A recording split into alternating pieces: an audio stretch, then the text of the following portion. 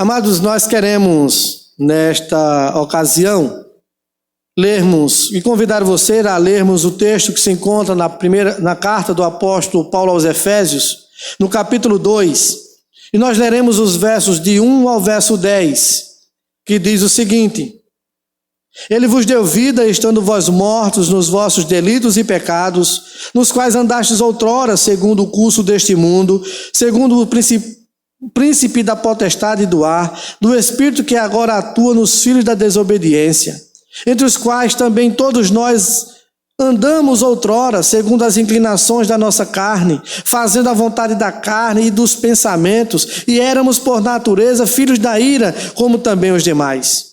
Mas Deus, sendo rico em misericórdia, por causa do grande amor com que nos amou, e estando nós mortos em nossos delitos, nos deu vida juntamente com Cristo, pela graça sois salvos.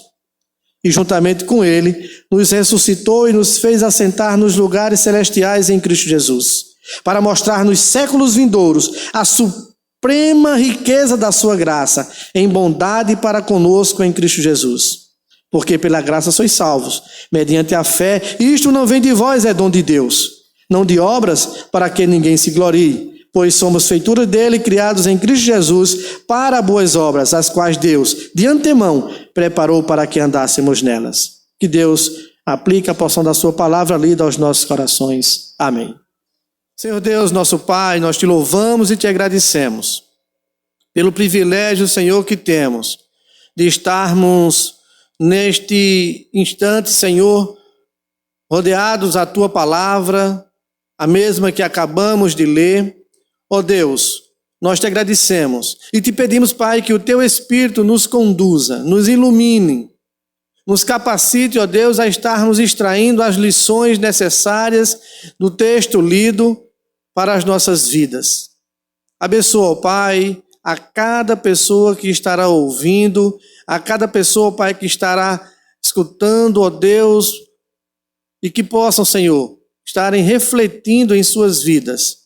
Sejam estas pessoas, aquelas que já tiveram o seu encontro com Cristo, já receberam o Senhor Jesus como Salvador e Senhor das suas vidas, como também aquelas que ainda não tiveram esse encontro com Cristo, que ainda não tiveram, ó Deus, as suas vidas entregues ao Senhor Jesus Cristo.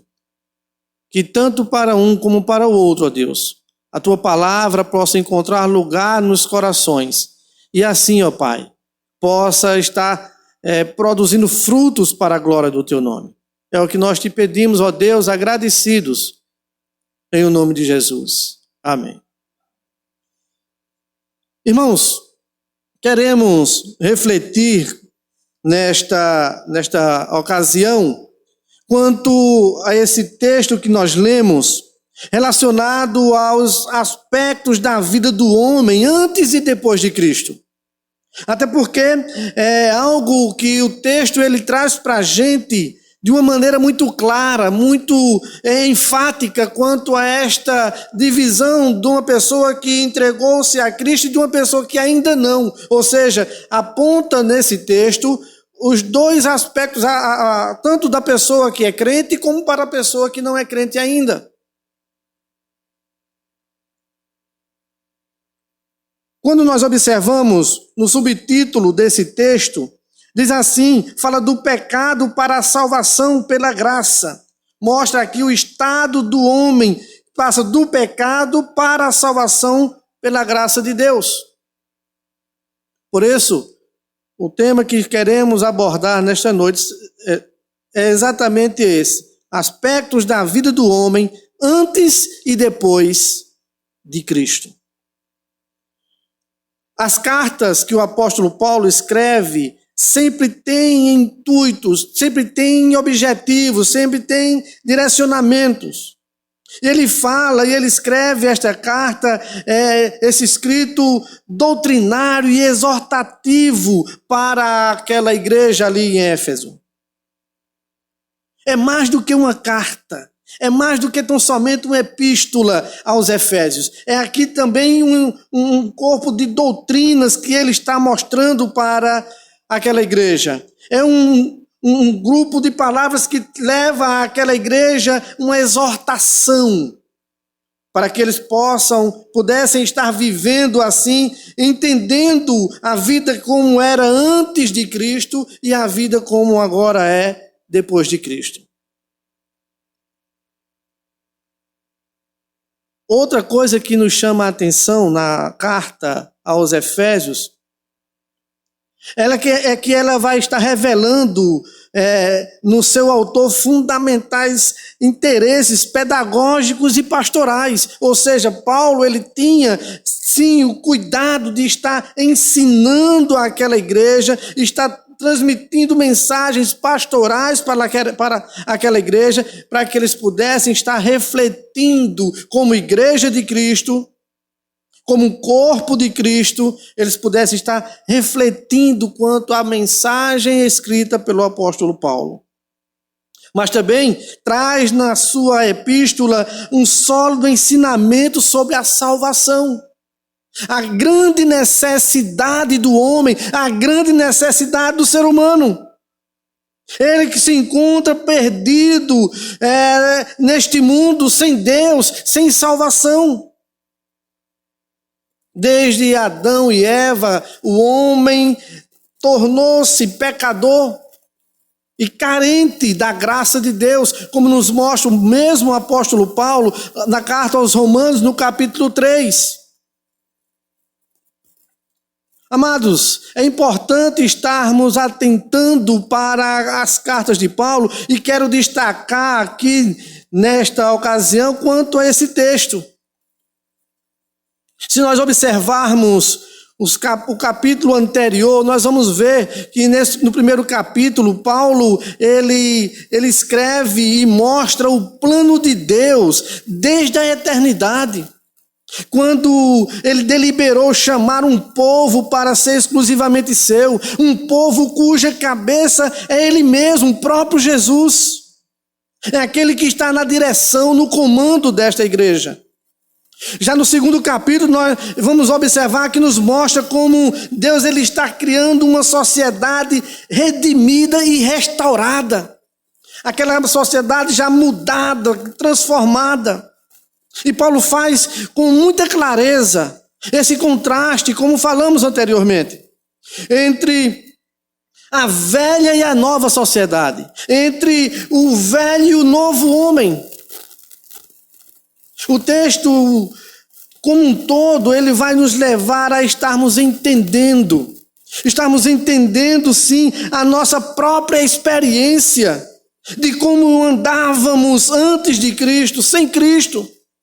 E isso nós vamos observar dos versos 1 ao verso 3.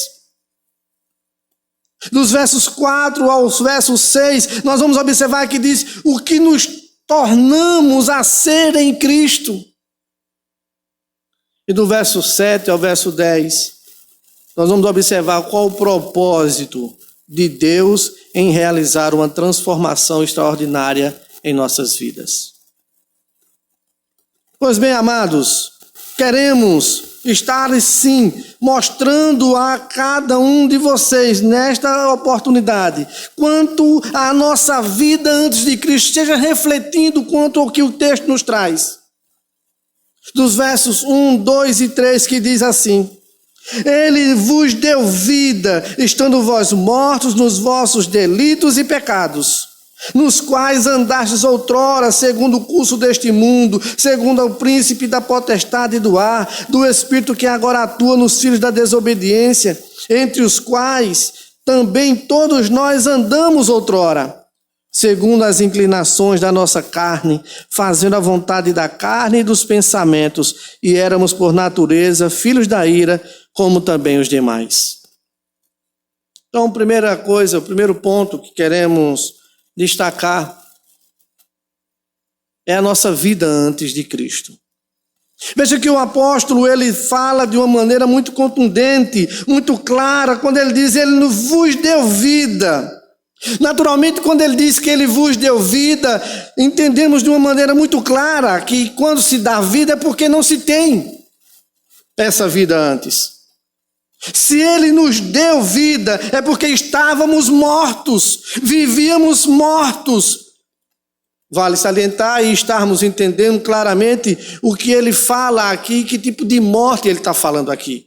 Ele não está falando aqui da morte física, ele está falando aqui da morte espiritual. É que todo homem se encontra afastado de Deus, mortos espiritualmente. Que é o que aconteceu desde lá no início com Adão e Eva. Quando o Senhor disse que eles não poderiam comer do fruto da ciência do bem e do mal que estava no meio do jardim. Porque no dia em que eles comessem, certamente morreriam. Comeram e morreram espiritualmente. Foram afastados da presença de Deus. Deus os expulsou do jardim. Mas, amados, precisamos também entender que Deus não criou o homem para viver afastado dele. Deus não criou o homem para viver distante dele, separado deles, mas para que o homem vivesse em comunhão com ele. Por isso, ele enviou Jesus para que fosse aquele que reconciliasse o homem com Deus. Fosse aquele que estivesse fazendo com as pazes entre o homem e Deus. É preciso que você esteja entendendo. Nós estávamos mortos. Porque o homem sem Cristo, ele se encontra assim morto espiritualmente. Ele não tem prazer nas coisas de Deus. Ele não tem prazer no próprio Deus. O que ele quer é satisfazer a sua própria carne. O texto vai nos mostrando isso. Ele vive, como nos mostra no capítulo 4 da mesma carta de Paulo aos Efésios, no versículo 18. Alheios à vida de Deus. Sem interesse nenhum aquilo que é da parte de Deus, sem ânimo, sem vontade, sem gosto nenhum pelas coisas de Deus. Daí a gente observar as igrejas normalmente que pregam a palavra de Deus, as igrejas que normalmente falam claramente das escrituras sagradas, são pequenas. São poucas pessoas que não. Por quê? Porque as pessoas, na sua maioria, não querem saber de Deus. Não querem compromisso com Deus. Como diz o texto lá no versículo 18 do capítulo 4, vivem alheios à vida de Deus. Quando nós lemos em Isaías 59, versículo 2, diz que vive separado de Deus por causa do pecado. No capítulo 4, versículo 18, ainda diz que vive sem entendimento de Deus. Ainda em Colossenses, capítulo 1, versículo 21, fala disso. É a pessoa que vive neste mundo sem entendimento do que é da parte de Deus. Quando nós lemos em Atos, capítulo 28, versículo 26, nós vamos observar que lá o texto nos traz o seguinte, que eles vivem, que o homem que está sem Deus vive sem percepção da sua presença, ou seja, da presença de Deus. Por isso vive aprontando como se Deus não estivesse ali. Não entende a onipresença que a Bíblia fala a respeito de Deus. Então vive como se Deus não existisse. Então a diferença entre uma pessoa cristã, entre uma pessoa que professa a fé em Cristo Jesus e uma pessoa que ainda não professou a fé em Cristo Jesus, ou seja, uma pessoa que ainda não é cristã, é uma diferença como se fosse uma pessoa viva e um cadáver. Está ali o cadáver, nada, parado, inerte. Uma pessoa sem Cristo é como se fosse uma pessoa assim. Certo teólogo escreveu o seguinte, abre aspas, o homem sem Cristo pode ser declarado existente, mas não pode ser declarado vivo. O nome desse teólogo é William Barclay. Essa era a nossa condição, amados, quando Cristo nos encontrou. Separados dele, afastados dele, alheios à sua vida, sem entendimento dele, sem percepção da sua presença. Estávamos mortos dos nossos delitos e pecados, como nos diz o texto. Mas quando Cristo nos encontrou, quando o Senhor nos alcançou, essa condição que estávamos vivendo sem Deus, sem salvação, distante dele, deu-nos a oportunidade de termos uma experiência com o Senhor. Uma experiência pessoal, é uma experiência única e exclusiva. Ninguém pode ter experiência cristã com Deus por outra pessoa. Ele só pode ter aquela experiência com ele mesmo diante do Senhor. Porque o pecado é ele, é dele. Cada pessoa tem a sua parcela de culpa diante do Senhor. Então, cada pessoa individualmente precisa também ter essa experiência com Deus.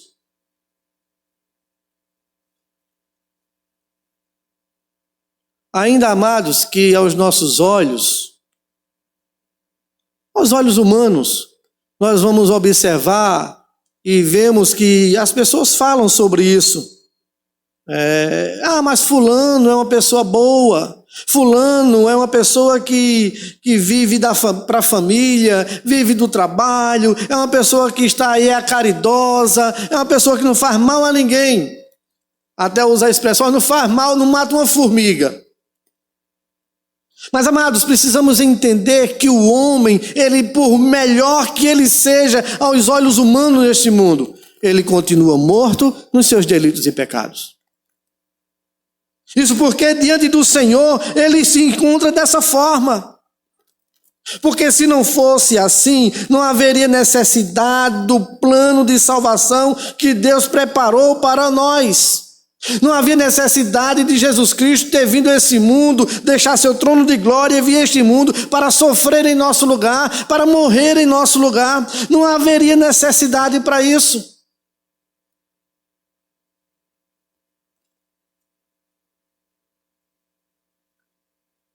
É preciso estarmos cientes disso.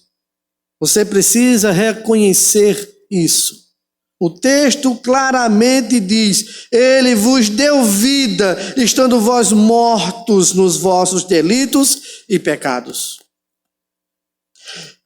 E delitos e pecados estes nos quais andastes outrora. Veja que era assim que era a nossa vida antes de Cristo. Era assim que era o nosso viver, era a nossa prática diária antes de Cristo. Na prática do pecado, vivendo segundo o curso deste mundo, segundo o príncipe da potestade do ar, do espírito que agora atua nos filhos da desobediência. O texto, amados, de uma maneira muito clara, ela está assim, tratando do assunto, mostrando que o homem ele precisa conhecer e reconhecer. Conhecer aquilo que a Bíblia fala e reconhecer que ele é esse pecador perdido e que está morto nos seus delitos e pecados. Então a nossa vida antes de Cristo era assim, estávamos mortos. Mas não somente estávamos mortos, mas também estávamos escravizados, dominados, sujeitos tão somente a fazermos aquilo que o inimigo das nossas almas propôs e quer que nós façamos, desobedecermos a Deus, vivemos a nossa vida para a nossa própria carne. Veja que o versículo 2 e 3 nos diz isso. O versículo 3, o 2, nos quais andastes outrora, segundo o curso deste mundo, segundo o príncipe da potestade do ar, do espírito que agora atua nos filhos da desobediência, entre os quais também todos nós andamos outrora, segundo as inclinações da nossa carne, fazendo a vontade da carne e dos pensamentos. E éramos por natureza filhos da ira, como também os demais. Amados, O homem, ele vivia assim, sem Cristo, ele vivia escravizado, dominado pelo pecado. Abra sua Bíblia em Romanos capítulo 6, e nós leremos do verso 17 em diante. Olha só que o próprio apóstolo Paulo, que escreve também esta carta aos Romanos, o que ele nos diz. Romanos capítulo 6, versos 17 ao 21, que diz assim: mas, graças a Deus, porque outrora, escravos do pecado, contudo viestes a obedecer de coração à forma de doutrina que fostes entregues. E uma vez libertados do pecado, fostes feitos servos da justiça. Falo como homem, por causa da fraqueza da vossa carne, assim como oferecestes os vossos membros para a escravidão da impureza e da maldade para a maldade, assim oferecei agora os vossos membros para servirem à justiça, para a santificação. Porque quando eres escravo do pecado, estavas isentos em relação à justiça. Naquele tempo, que resultado colhestes? Somente as coisas de que agora vos envergonhais, porque o fim delas é morte. Irmãos, se eu perguntar a cada um de vocês, o que é que estariam respondendo? Será que você se alegra? Será que você se regozija com a sua vida passada? Uma vida pecaminosa, uma vida de desobediência, uma vida que muitas vezes na prostituição, nas drogas, nos vícios. Será que isso, como nos diz o versículo de número 21, naquele tempo, que resultado vocês colheram disso? Somente as coisas de que agora vos envergonhais. Sim, amados, quando nós nos lembramos da nossa vida passada, quando nós nos lembramos da prática que nós tínhamos antes, nós ficamos envergonhados diante do Senhor. Como eu pude fazer isso? Como eu pude viver assim? Como eu pude desobedecer tanto a Deus? Isso não significa dizer que eu estou dizendo aqui que o crente hoje ele é perfeito e que não peca.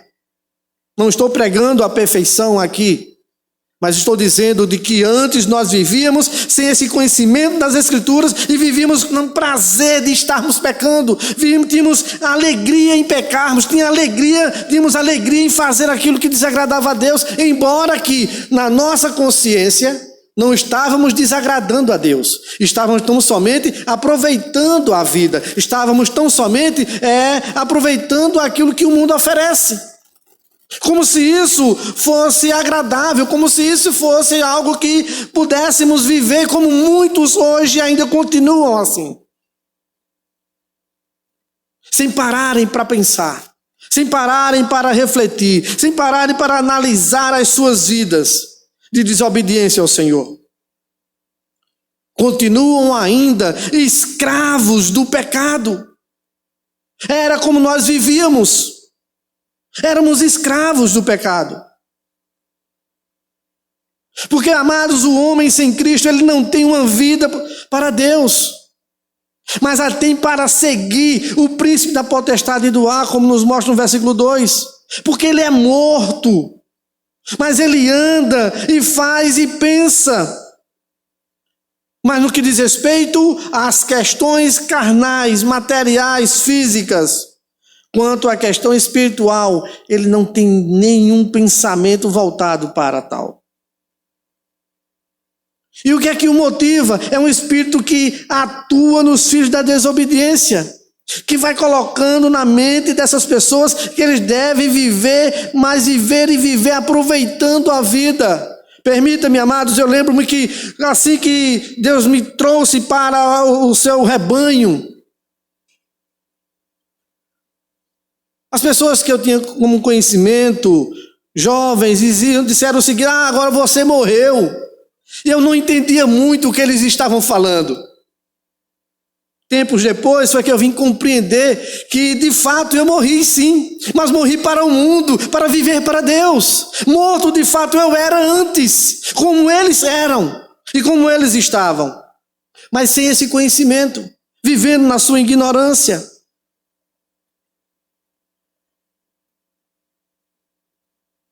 Nós fazíamos, amados, seguir o curso deste mundo de forma contrária às Escrituras Sagradas. Abra sua Bíblia. O que é que nos diz em 2 Timóteo, capítulo 4, versículo 10. Segunda carta de Paulo a Timóteo, capítulo 4, versículo 10. Olha só o que é que nos diz o texto. Paulo já no seu fim de vida, já nos seus últimos dias, ele escreve a Timóteo e ele diz, olha, procura vir ter comigo depressa, porque Demas, verso de número 10, porque Demas, tendo amado o presente século, me abandonou e se foi para a Tessalônica. Crescente foi para a Galácia, Tito para a Dalmácia. Aí ele, veja, o que é que ele diz de Demas? Ele amou o presente século. Ele preferiu estar no mundo, praticando as coisas do mundo. Ele preferiu estar ali vivendo sem Deus, sem Cristo, sem salvação. Ele preferiu seguir o curso deste mundo, como nos mostra no versículo de número 2.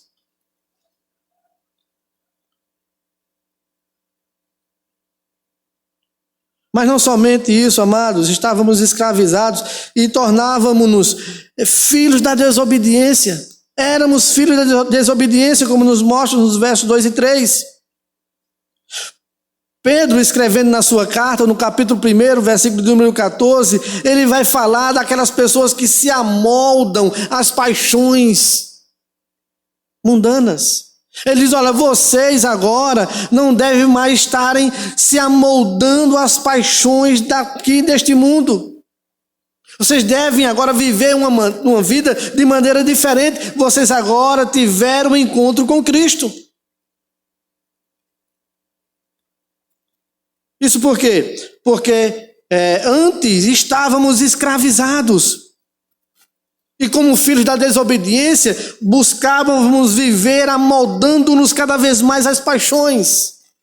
É assim que vive o homem sem Cristo. É assim que vive a mulher sem Cristo. É assim que vive a pessoa sem Cristo. Mas além de estarmos fazendo seguir o curso deste mundo, além de estar nos tornando cada vez mais filhos da desobediência, fazia também a nossa carne se inclinar para o pecado. É assim que é o escravo do pecado. Ele tem prazer em pecar, ele tem prazer em desobedecer, ele tem prazer em praticar o vício, ele tem prazer em viver uma vida de prostituição, ele tem prazer, ele tem alegria, ele se sente feliz, colocando aspas, em praticar esse tipo de coisa. Então, neste versículo de número 2 e 3, amados, nesses versículos, Paulo, ele acrescenta aos desejos da carne a expressão, quando ele diz, e do pensamento.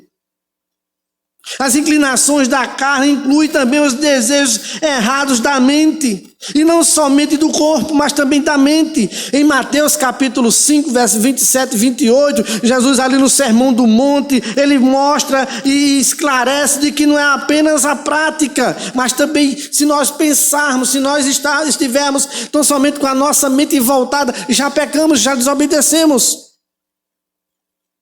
E ele fala ali a respeito, nesses 2 versículos, do adultério. E ele diz, olha, antes era se fosse pego na prática do adultério. Mas agora se você tiver a intenção impura no seu coração, só em você pensar, você já pecou.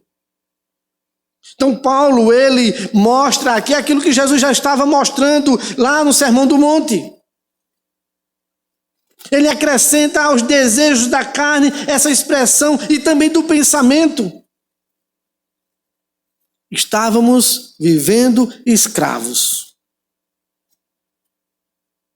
Mas o texto no versículo 3, no final, vai dizer que nós estávamos não somente mortos, os versos 1 e 2, não estávamos tão somente escravos, os versos 2 e 3, mas também estávamos condenados, como nos mostra o versículo 3. Olha só o que o texto nos diz. E éramos por natureza filhos da ira, como também os demais. Éramos por natureza filhos da ira, como também os demais. Essa expressão, ela demonstra que tanto o cristão como o não cristão são merecedores, amados, da ira de Deus. Tanto um como o outro. Por isso, há necessidade da experiência de cada pessoa com Cristo, para que possa estar sendo livre, liberto dessa condenação, livre, liberto dessa ira de Deus que está sobre a humanidade. Por mais que as pessoas estejam pensando, mas Deus é amor, Deus é bondoso, Deus é misericordioso, e Ele não vai permitir que isso aconteça. Mas as pessoas se esquecem de dizer também que Deus é justo, que Deus é santo, e que Deus cumpre com a sua palavra, que Deus cumpre com as suas promessas.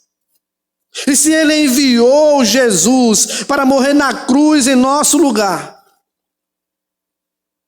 se Ele preparou toda a salvação para resgatar o homem, para perdoar o homem, para redimir esse homem, será que Ele não vai cobrar deste homem isso? Eclesiastes capítulo 11 traz algo para a gente estar compreendendo isso de uma maneira muito, muito clara. Olha só o que nos diz aqui Eclesiastes capítulo 11, verso de número 9. Olha só, preste atenção e esteja refletindo quanto ao texto que nós citamos. Eclesiastes capítulo 11, verso de número 9. Ele se reporta aqui à mocidade, ao jovem. Mas aqui nós queremos dizer que não somente o jovem, mas todas as pessoas estão inseridas aqui. E veja o que o texto diz: alegra-te, jovem, na tua juventude, e recreie-se o teu coração nos dias da tua mocidade. Anda pelos caminhos que satisfazem ao teu coração e agradam aos teus olhos. Olha só, se nós parássemos esse versículo aqui, nós estaríamos entendendo o quê? Que o escritor aqui, ele disse: olha, você que é jovem, você que está na flor da idade, no vigor da juventude, você esteja fazendo com que o seu coração esteja recreando-se, esteja fazendo com que a sua mocidade ande pelos caminhos que satisfazem ao seu coração, e que esteja agradando aos seus olhos.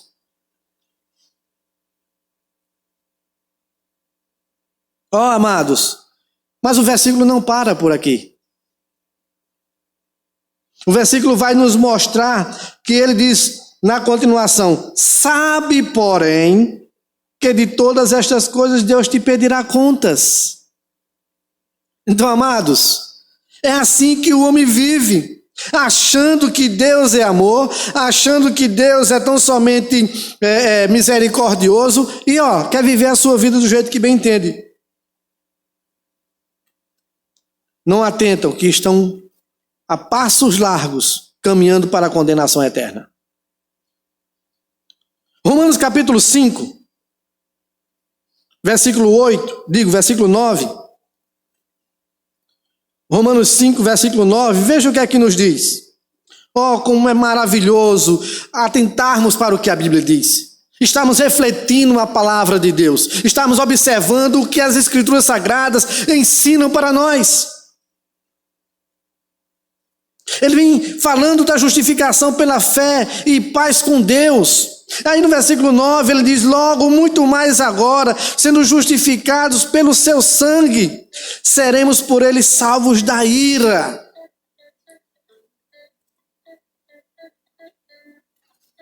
seremos por ele salvos da ira. Então era assim que nós vivíamos, amados, mortos nos nossos delitos e pecados. É assim que nós andávamos, escravos do pecado, satisfazendo os desejos da nossa carne. É assim que nós estávamos, condenados, esperando tão somente a ira de Deus sobre as nossas vidas.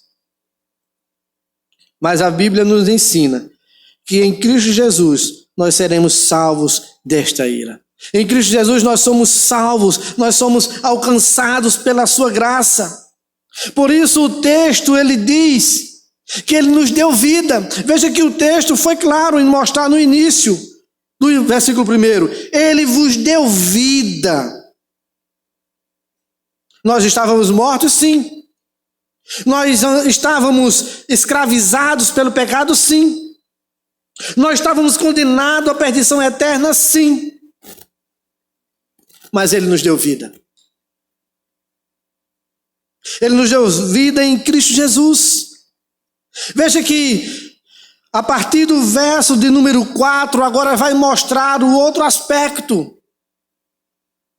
É o segundo ponto.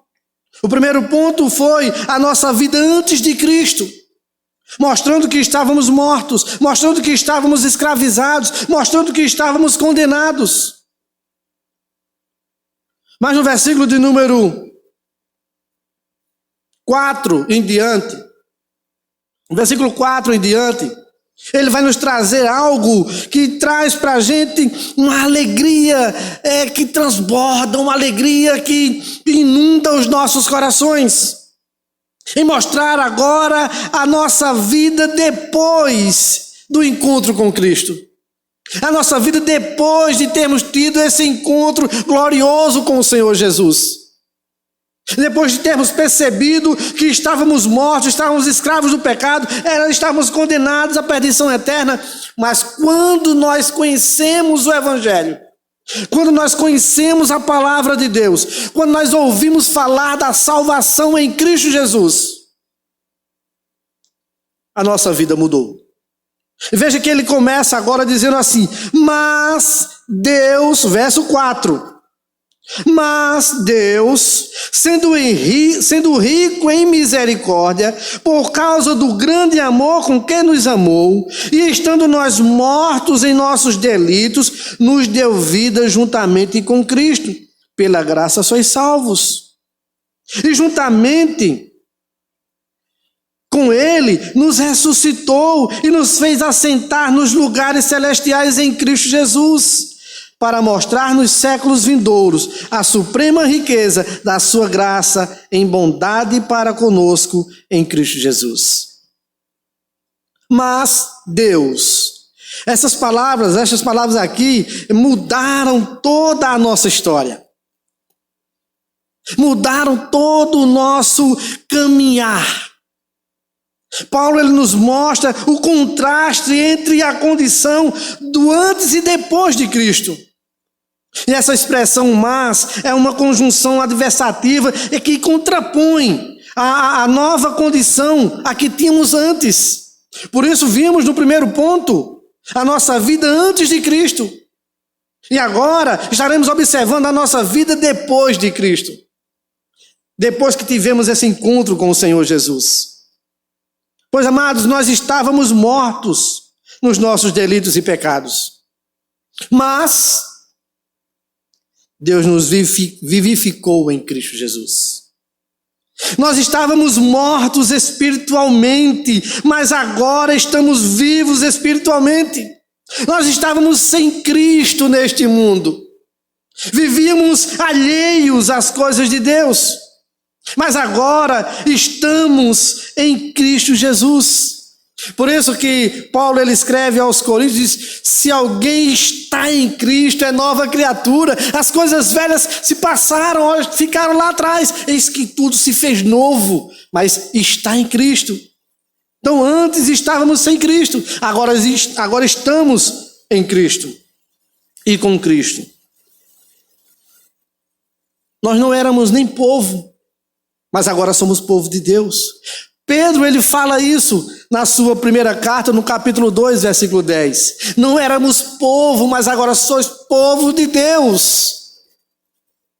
Amados, que privilégio. Que privilégio nós temos de termos tido o encontro com o Senhor. Que privilégio nós temos de termos tido essa graça de termos sido alcançados por Ele. Nós éramos escravos, mas Deus nos colocou na posição agora de livres. Ele nos libertou, Ele nos salvou.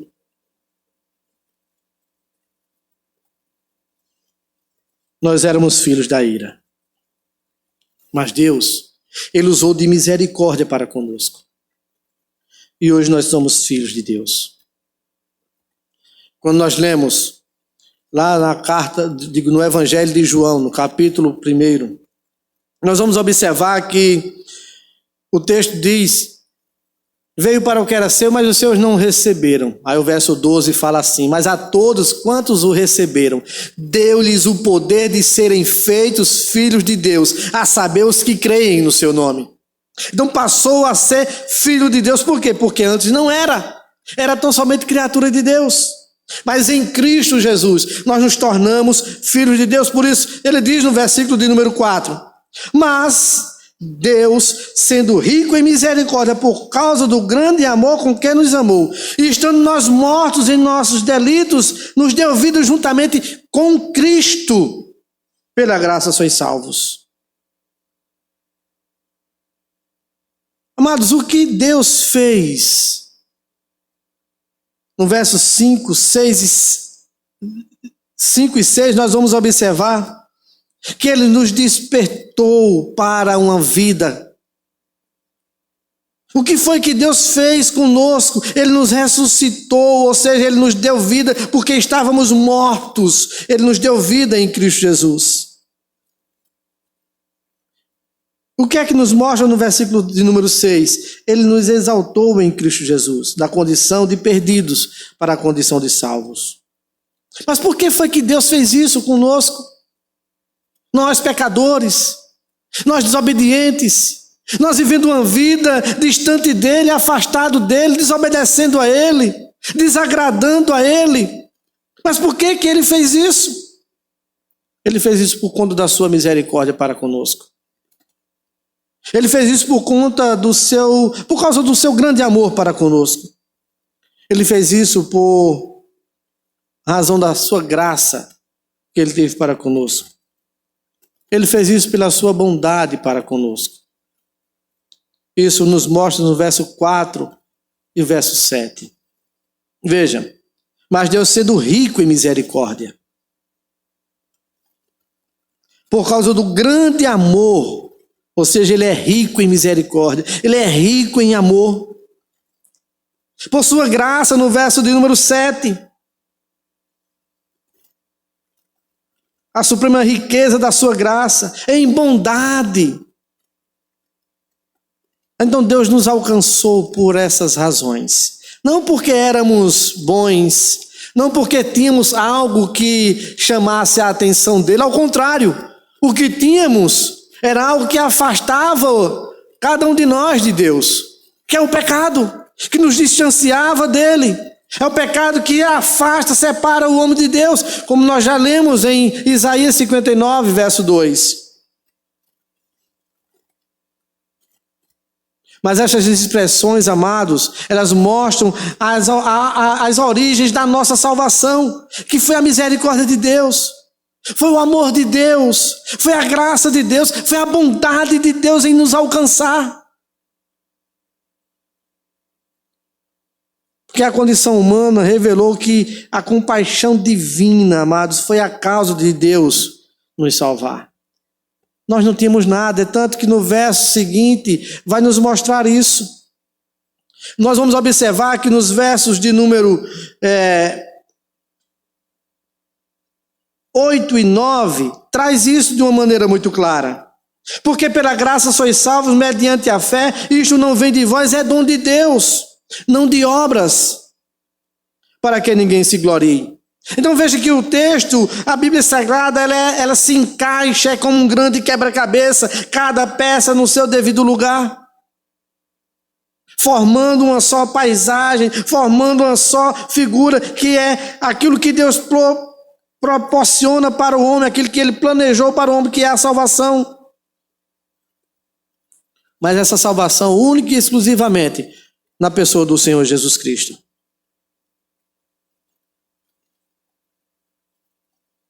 Sabe por quê? Essa misericórdia, essa graça, esse amor, essa graça, essa bondade de Deus nos alcançou. Porque como nos diz lá em Romanos, capítulo 5, versículo 20, onde abundou o pecado, superabundou a graça. Mas, amados, eu quero concluir observando qual o objetivo da nossa salvação. Por que Deus nos salvou?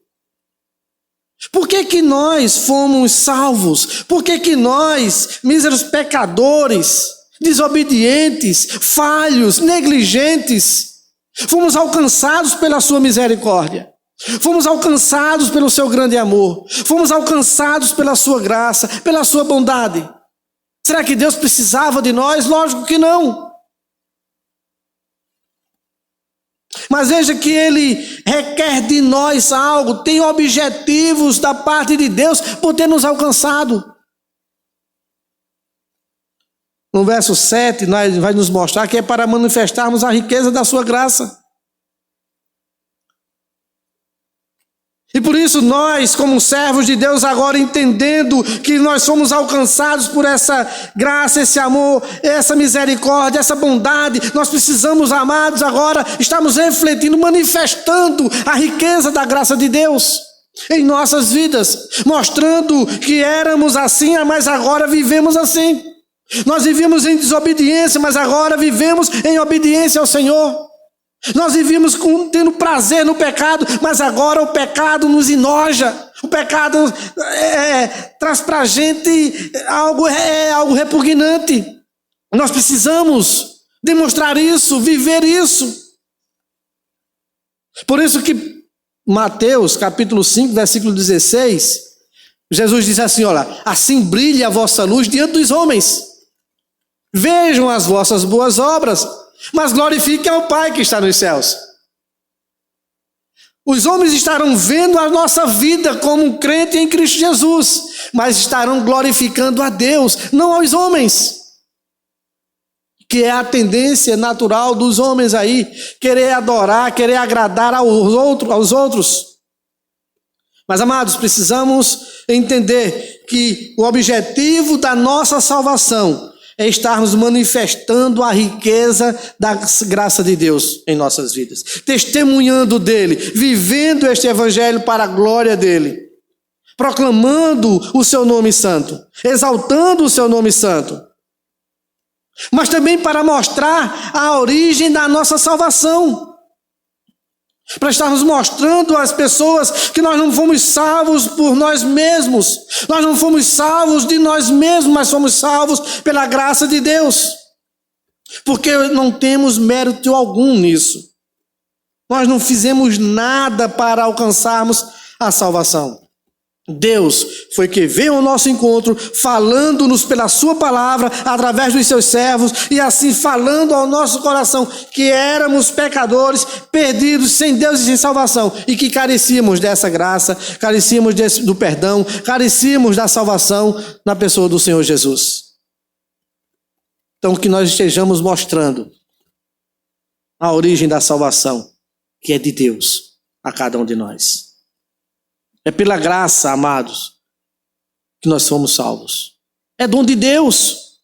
Não vem das nossas obras, dos nossos feitos, mas é único e exclusivamente pela misericórdia de Deus.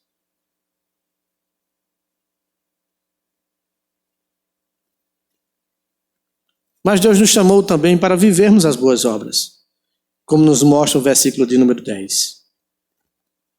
Para nos ensinar que precisamos praticar as boas obras, vivermos de forma que Deus venha a ser glorificado através de nós. Veja que o versículo 10 nos diz: pois somos feitura dele, criados em Cristo Jesus para as boas obras, as quais Deus de antemão preparou para que andássemos nelas. Então que eu, você que já somos crentes, que já fomos alcançados pela graça do Senhor Jesus, estejamos manifestando a riqueza da sua graça. Estejamos mostrando às pessoas essa misericórdia de Deus, que assim como nos alcançou, pode alcançá-la também. Que estejamos mostrando o grande amor de Deus, que assim como nos alcançou, pode alcançá-la também.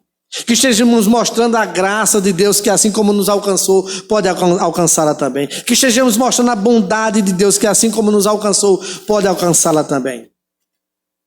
E para você que não é crente, eu quero deixar essa pergunta. Para você que ainda não experimentou a misericórdia, o amor, a graça e a bondade de Deus em sua vida.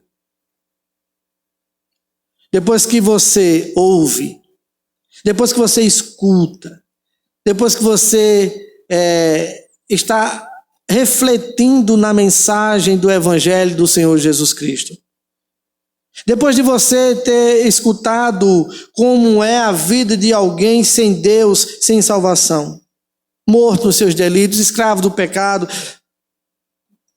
vivendo debaixo da condenação eterna, da ira de Deus.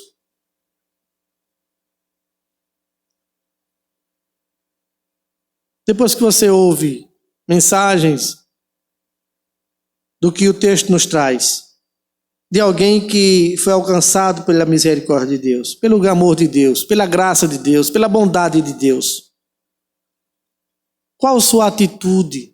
Qual a sua posição em relação a isso?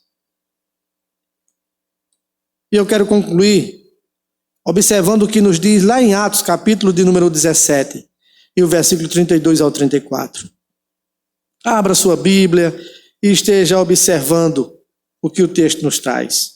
Atos 17. E aqui nós vamos observar, amados, 3 atitudes possíveis para aqueles que, depois que ouvem a mensagem do Evangelho, depois que ouvem a palavra de Deus. Veja o que o texto nos diz. Quando ouviram falar de ressurreição de mortos, uns escarneceram, e outros disseram: a respeito disso, te ouviremos noutra ocasião. A essa altura, Paulo se retirou do meio deles. Houve, porém, alguns homens que se agregaram a ele e creram. Entre eles estava Dionísio, Areopagita, uma mulher chamada Dâmaris, e com eles outros mais. Amados, Paulo estava pregando porque havia uma discordância muito grande quanto à ressurreição de Jesus. E ele estava ensinando que Jesus ressuscitou dentre os mortos. E quando ele pregou ali, houve 3 posicionamentos das pessoas que ouviram. Uns escarneceram da mensagem que Paulo estava colocando. Zombaram daquilo que Paulo dizia. Outros tiveram uma posição dizendo o seguinte: olha, nós vamos te ouvir em outro momento. Eu mais ou menos, estou entendendo o que você colocou, mas em outro momento a gente vai te ouvir. Vamos deixar para depois. Mas o verso de número 34, ele inicia mostrando de que alguns se agregaram, se ajuntaram e creram na mensagem que ali estava sendo pregada. Certamente essa é a posição que você que está nos ouvindo vai ter, é uma destas 3. Ou você vai estar escarnecendo, zombando, dizendo que tudo isso que tem sido pregado são falácias. Ou você vai estar dizendo: eu sei que é a verdade, mas eu ainda sou jovem, eu ainda tenho muito pela frente, eu vou aproveitar a vida e vamos deixar isso para depois, em outra ocasião. Ou você vai ter a outra posição, que é o nosso desejo, a nossa oração. Por isso pregamos, por isso anunciamos, para que você venha a crer nesta mensagem. Então que Deus pelo seu Espírito, esteja esclarecendo a sua mente, esclarecendo o seu coração, para que você esteja tomando um posicionamento na pessoa do Senhor Jesus. Porque o texto que nós lemos traz para a gente, apresenta para nós como nós vivíamos antes e depois de Cristo. E que você, com certeza, se viu no texto que foi lido e apresentado nesta ocasião. Que Deus, pois, continue nos abençoando. Amém. Vamos orar. Ó Deus, nós te louvamos e te agradecemos pelo que ouvimos nesta ocasião. Ó Pai bendito, que tu estejas, ó Deus, abençoando cada pessoa que ouviu e que está, ó Pai, ouvindo a tua palavra. Que o mesmo, Senhor, possa estar tendo posicionamentos para os crentes, ó Pai, de manifestar a tua grandeza, a tua misericórdia, estar manifestando, ó Deus, a tua graça no meio do povo. E para aqueles que não são crentes, Senhor, que possam, ó Pai, estarem tomando o posicionamento de crerem em Cristo Jesus. É o que nós te pedimos, agradecidos, com o perdão das nossas faltas, em nome de Jesus. Amém.